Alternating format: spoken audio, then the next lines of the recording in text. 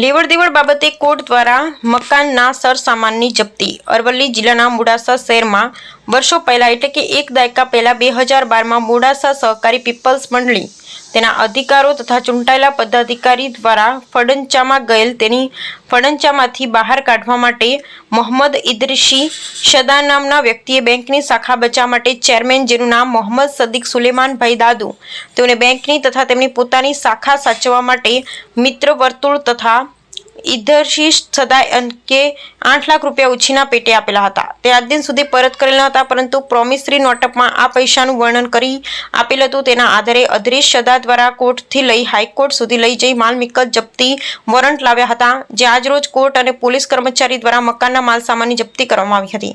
સામે પક્ષ મોહમ્મદ સદીક દાદુના જણાવ્યા અનુસાર 2014માં તેમના ઉપર ખોટા દાવા કરવામાં આવેલ છે।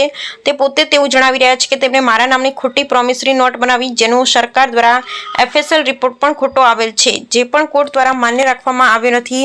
તેને નામદાર કોર્ટ દ્વારા વિપક્ષના ફેવરમાં ખોટો ચુકાદો આપેલ છે। તેઓ જણાવી રહેલા ખોટા દાવા પુરાવા કરી ઇજ્જત પર દાવ રમેલ છે અને જે ઘર ઉપર જપ્તી કરવામાં આવ્યા છે તે ઘર મારા નામે પણ નથી, મારી કોઈ આવક પણ નથી, પણ હેરાન કરે છે। કોર્ટ તથા પોલીસ દ્વારા ઘરની જપ્તી લેવાતા ના ઘરના સભ્યો અને પોલીસ વચ્ચે થોડું ઘર્ષણ થવા પામ્યું, પરંતુ સમજદારોના સમજાવ્યા પ્રમાણે આગળ કોર્ટમાં ગઈ આ હુકમ રદ કરાવી ઘરની માલમત્તા પરત મેળવી લેવા સમજાવવામાં આવ્યા, પરંતુ હાલ તો કોર્ટના હુકમના પ્રમાણે ઘરનો તમામ માલ સામાન કોર્ટ દ્વારા જપ્ત કરી લેવામાં આવ્યો છે। Bureau report Kadar ડમરી, Modasa. નામ મોહમ્મદ સાદિક સુલેમાનભાઈ દાદુ, રહેવાસી મોડાસા। મારા ઉપર મોહમ્મદ ઇદ્રીસ ગફુરભાઈ સદા, જે વકીલનો હોદ્દો ધરાવે છે, તેને મારા ઉપર લગભગ 2014માં ખોટો દાવો કરેલ અને ખોટી પ્રોમિસરી નોટ બનાવેલ, જેને FSL રિપોર્ટ બી આવેલો હતો, જે કોર્ટે માન્ય રાખ્યો નહોતો અને ખોટું જજમેન્ટ આપી એના ફેવરમાં ચુકાદો આપેલ છે, જે બિલકુલ બોગસ અને ખોટું છે, જે કોઈ પૈસા માગતો બી નથી મારી પાસે, કોઈ પૈસાની લેવડ થઈ બી નથી। ખોટું આખું પ્રોમિસરી નોટ, ખોટા સાક્ષી અને ખોટું ઊભું કરી એને કારણ કરેલું અને આજે મારા ઘર પર ઇજ્જત પર હાથ નાખવા આવ્યું છે, પણ હું ઘરે રહેતો, મારું ઘર બી નથી, હું ને કંઈ છે બી નહીં, કામ ધંધો પણ નથી અને ખોટી રીતે હેરાન કરે છે। મોહમ્મદ ઇદ્રીસ સદા નામ છે મારું અને સને 2012માં મોડાસા પીપલ સહકારી મંડળીની પરિસ્થિતિ જે કથળી ગયેલી, તેમાં મોહમ્મદ સાદિક સુલેમાનભાઈ દાદુ એ વખતે ચેરમેન હતા અને ચેરમેનની પ્રતિષ્ઠા બચાવવા માટે તેઓએ લોકો પાસેથી પૈસા ઉછીના લીધેલા અને મારી પાસેથી પર્સનલ 8 લાખ રૂપિયા તેમને 2012માં ઉછીના લીધેલા અને મને પરત આપ્યા નહીં।